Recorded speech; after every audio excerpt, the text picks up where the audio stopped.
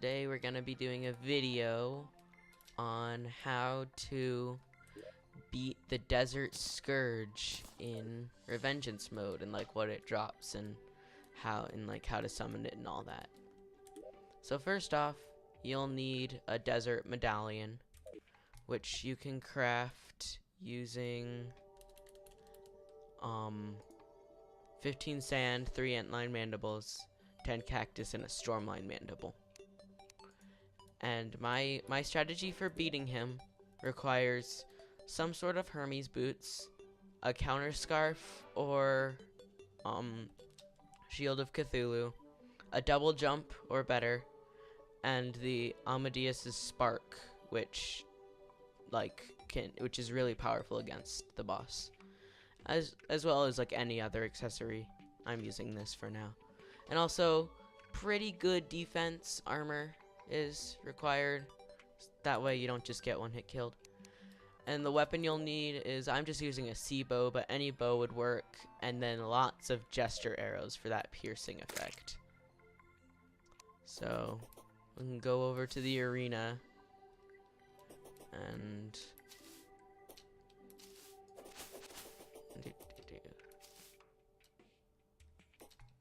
so what you'll want is some campfires, of course, and then you'll want something that you can double jump to, like a platform, but it has to be pretty high up, because what you're going to be doing is you're going to be running above the boss a lot.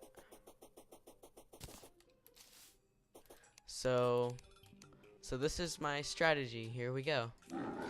So immediately start double jumping this way, go through him, and then just start firing to the left, and when he starts to catch up, jump over, and then start firing to the right. And then just go behind him and just do this over and over again.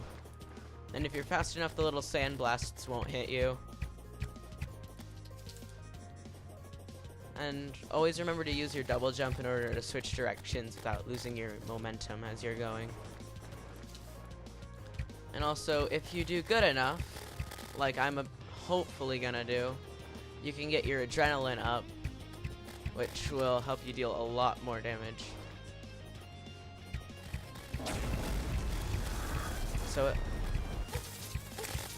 And that would be enough to kill him.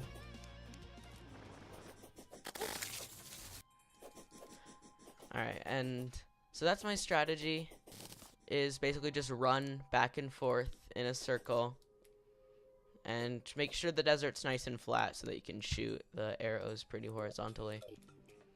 Because the jester arrows have piercing, and if you shoot them just right, you'll be able to pierce every single segment of the boss, dealing tons and tons of damage. And let's see what I get from this treasure bag. Alright, I got the Baronade, the Scourge of the Desert, coral, seashells, starfish, victory shards, and an ocean crest, and an angler vest and Desert Scourge mask. So you get a lot of stuff. So if we go home,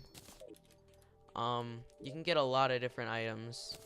So you can get all of those, you can get seashells and stuff, like seashells and starfish and whatnot, as well as victory shards will allow you to craft EVISCERATE bars, and a lot of them, which can help you make the sea bow as well as EVISCERATE armor and really good stuff. You also get fishing armor, or like you get the angler's armor. So you can get the angler hat, angler vest, and angler pants, as well as you can also get an arrow stone if you're lucky, which is a really good movement-ish material. You always get an ocean crest, which makes the vanilla ocean enemies not hurt you. As well as you can get all of the different accessories for fishing, which you can combine into the angler tackle box or whatnot. So the tackle box, the high test fishing line, the angler earring. You can also get, if you're lucky, I think it's a 10% chance or something, you can get all three of these accessories combined into one. You can also get the fish finder accessories like the weather radio and like those things. But again, I'm pretty sure you can also get the full thing. As well as you can get a rare drop of getting the Laudanum, which is a very great accessory because it does a lot of different things. It boosts your damage and crit chance by 6%, your defense by 8%, your max movement speed and acceleration by 5%, and you're immune to the horror debuff. So, yeah, and you can farm him and get tons of different things. You can actually create the Supreme Bait Tackle Box Fishing Station without fishing for anything at all, which is amazing for getting crates and whatnot. So yeah, that's about it for the Desert Scourge. It's one of my favorite bosses actually, just from what I've done so far in this. Like, it's really good. Like, it's really it's a fun boss to fight. But you can get all the different items and whatnot. So you can get a little dagger. That's not that great, but it's pretty cool, I guess. You can also get an explodey bow, which deals double damage. You can get a magic wand of sorts, which will... Oh, jeez. I need to go outside for this. Let's just shoot water that shoots water. Isn't that just great? That's pretty nice. And then every time you beat him, you get the Scourge of the Desert, which is a great throwing weapon. And it's infinite. It has very high, or it can go very far without falling. And you can use it infinitely.